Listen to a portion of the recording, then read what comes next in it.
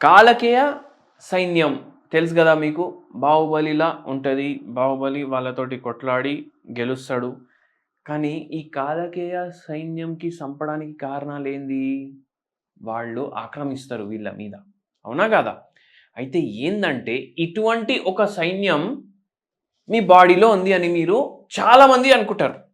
మళ్ళా ఆ సైన్యాన్ని సంపడానికి ఒక ఆయుధం తయారు చేసుకుంటారు.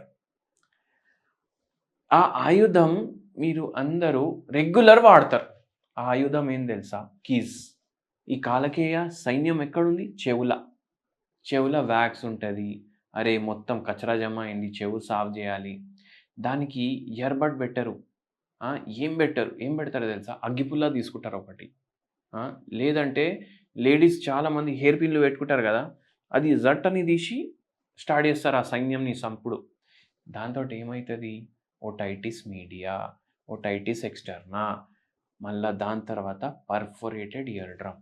అంటే ఇన్ షార్ట్ ఒక్క సెంటెన్స్‌లో చెప్పాలంటే మీ చెవులు పోతాయి. చెవిటి వాళ్ళు అయిపోతారు మీరు. హ్యాండిక్యాప్ సర్టిఫికేట్ గూడా తీసుకునే పరిస్థితి వచ్చేసే ఛాన్స్ ఉంటది. ఎందుకుంటది? అరే! సాఫ్ జేసుకోవద్దా? ఏమంటున్నారు మీరు? ఏం మాటలు మాట్లాడుతున్నారు అనేసి అనిపిస్తుంది గదా! ఒక్కసారి మీ గుండె పైన చెయ్యేసుకొని ఆలోచించండి. కుక్క గాని, నక్క గాని, కోడి గాని, మళ్ళా పులి గాని ఎవ్వరైనా చెవులు సాఫ్ జేసుకుంటారా? చేసుకోరు. మనం మళ్ళా ఇయర్‌బడ్ ఎందుకు తయారు జేసినాం? ఏదో తయారు జేసేటోడు తయారు జేసిండు.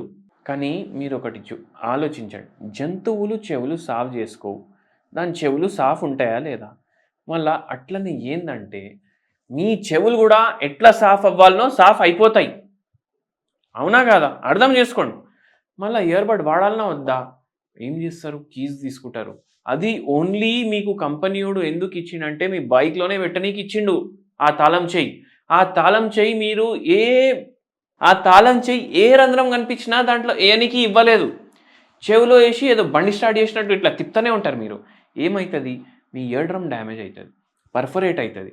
మళ్ళా దాంతోటి చీము రావడం స్టార్ట్ అయితది. ఎంతోమందికి ఇట్లా అయితది. ఏం చెప్తారు లాస్ట్‌కి ఆపరేషన్ చేపించుకోండి అని చెప్తారు. ఫస్ట్ ఆఫ్ ఆల్ మీ చెవులు సాఫ్ చేసే అవసరం లేదు. సెకండ్ ఆ తాళం చేతులు తీసుకొని సాఫ్ చేయొద్దు. ఎక్కడెక్కడ పెడతారు మీరు తాళం చేతులు ఒకసారి గుర్తుపెట్టుకోండి. మీరు చాలామంది ఇక్కడేస్తారు. మళ్ళా వెనకాల చేసి దాంతోటి గోక్కుంటారు. మళ్ళా దీంట్లో పెడతారు. ఇక్కడున్న ఇన్ఫెక్షన్ మళ్ళా చెవులో పోతది. అయితే ఏందంటే తాళం చేతులు వాడే అవసరం లేదు. చెవులు సాఫ్ చేసే అవసరం లేదు. అట్లా చేస్తే ఏమైతది? చెవులో ఇన్ఫెక్షన్ అయిపోతది. ఒక్కొక్కసారి సపురేటివ్ గూడా అయిపోతది. అంటే చీమ్ కారుడు అట్లా అయిపోతది. మళ్ళా అది తగ్గించుడు కష్టమైపోతది. ఒక్కొక్కసారి మొత్తానికి చెవే పోతది. ఏం జేయండి? సాఫ్ జేయడం బంద్ జేయండి. హోమియోపతి మందులు వాడండి. మీకు మంచిగా అయిపోతది దాంతోటి.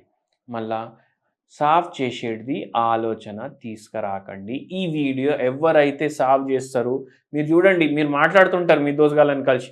వాడు నిల్చొని సాఫ్ చేసుకుంటూ ఉంటాడు గదా! వాళ్ళకి ఈ వీడియో ఫార్వర్డ్ జేయండి. ధన్యవాదాలు.